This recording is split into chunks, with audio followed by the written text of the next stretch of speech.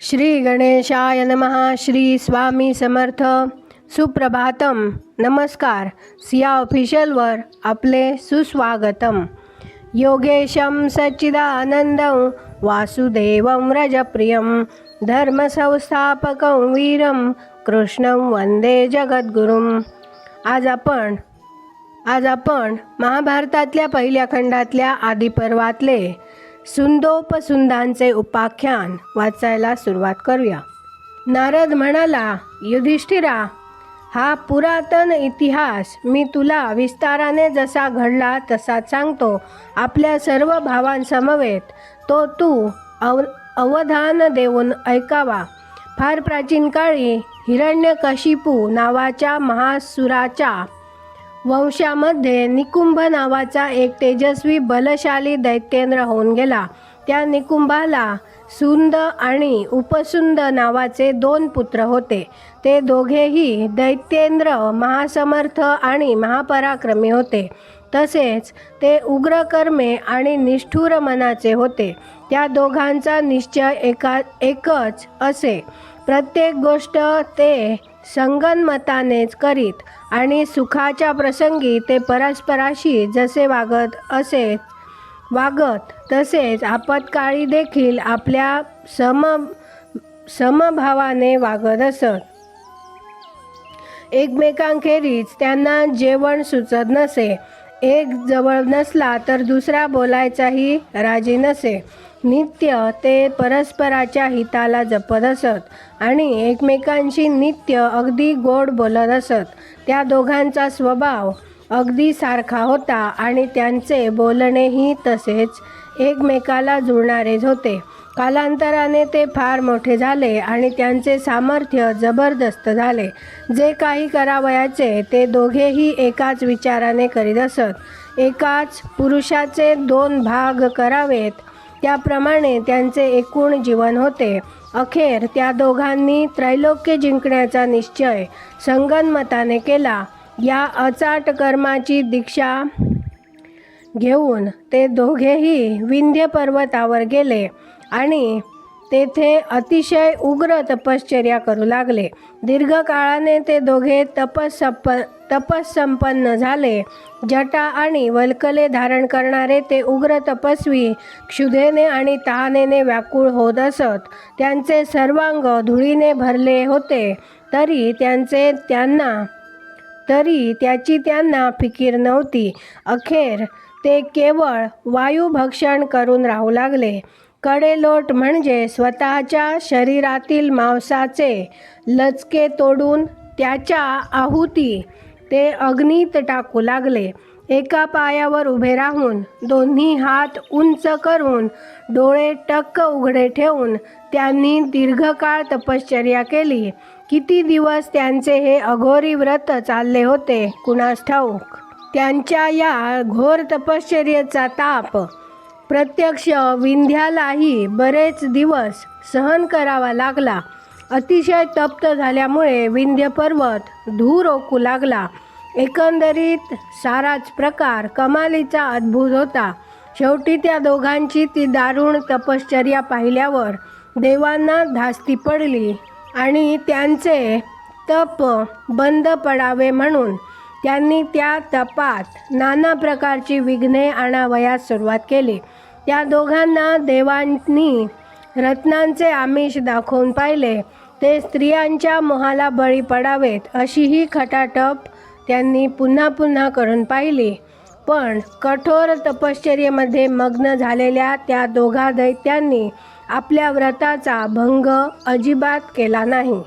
त्यांच्या व्रताचा भंग करण्यासाठी योजलेले सारे उपाय अशा प्रकारे निष्फळ ठरल्यावर सरते शेवटी दोघांनी अद्भुत मायेचा अवलंब केला. त्या दोघांच्या बहिणी, त्यांची माता आणि आजी, त्यांच्या भार्या आणि त्यांच्या नातलग बायका या सर्वांच्या मागे हातात भला मोठा शूळ घेतलेला एक राक्षस लागला आहे आणि त्यामुळे त्यांची कमालीची धावपळ झाली आहे व त्या ठेचकाळत आहेत. त्यांचे दागिने गळून अवास्तव्य पडले आहेत. त्यांचे केस अगदी विस्कटून गेले आहेत. अंगावरच्या वस्त्रांचेही त्यांना अगदी भान राहिले नाही आणि दागिन्यांकडे त्यांचे मुळीच लक्ष नाही.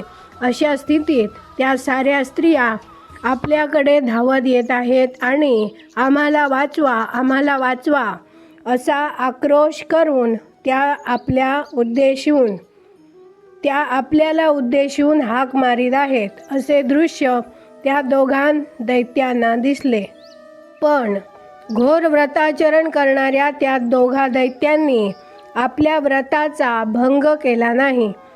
त्या दोघांपैकी कोणीही क्षुब्ध होत नाही आणि कोणालाही कसलीही खंत वाटत नाही याची प्रचिती येताच मायेने निर्माण केलेल्या त्या साऱ्या स्त्रिया अदृश्य झाल्या आणि हातात शूळ घेऊन त्यांचा पाठलाग करणारा तो राक्षसही अदृश्य झाला. सारे इंद्रजाल निघून गेले. यानंतर साक्षात प्रभू पितामह ब्रह्मा व दोघे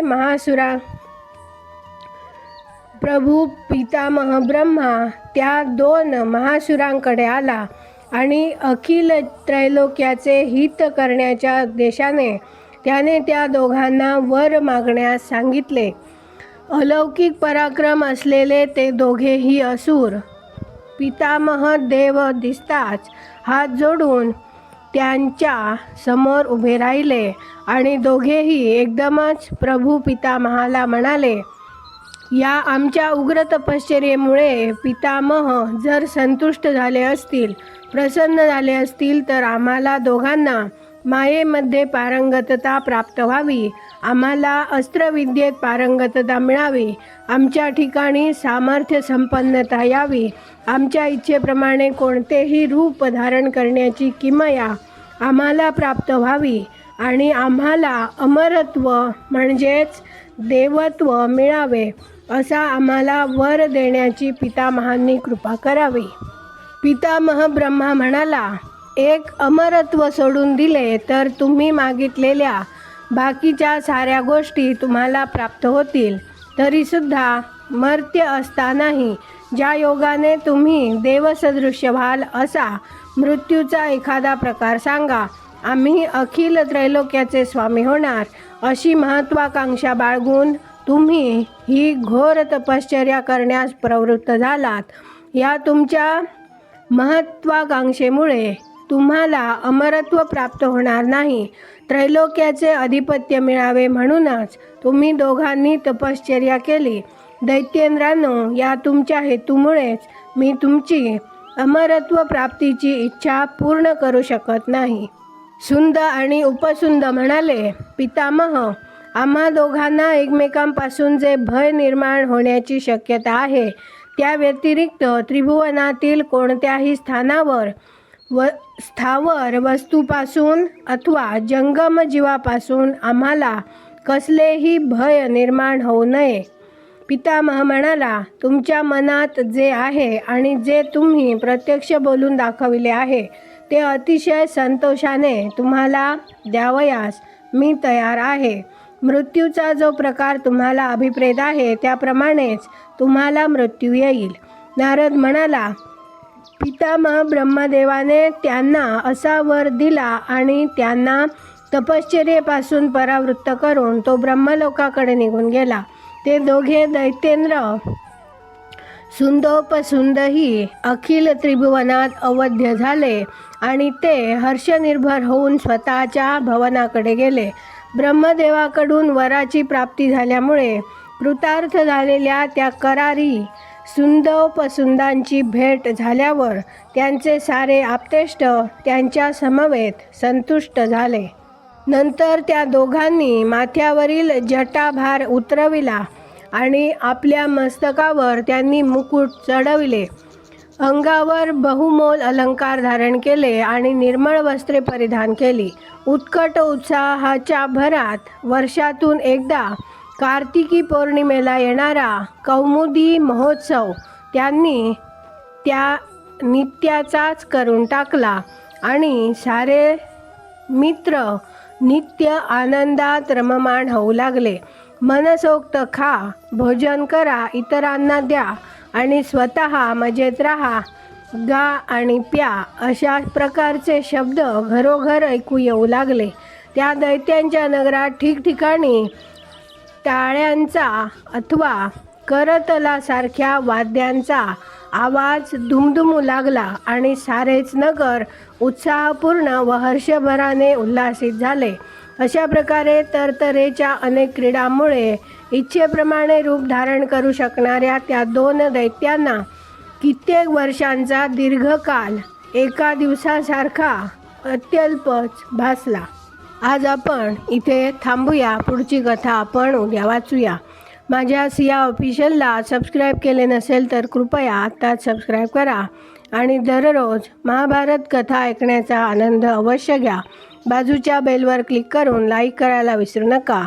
शेअर करा, कमेंट करा आणि राधे राधे लिहायला विसरू नका. धन्यवाद. जय श्री कृष्ण.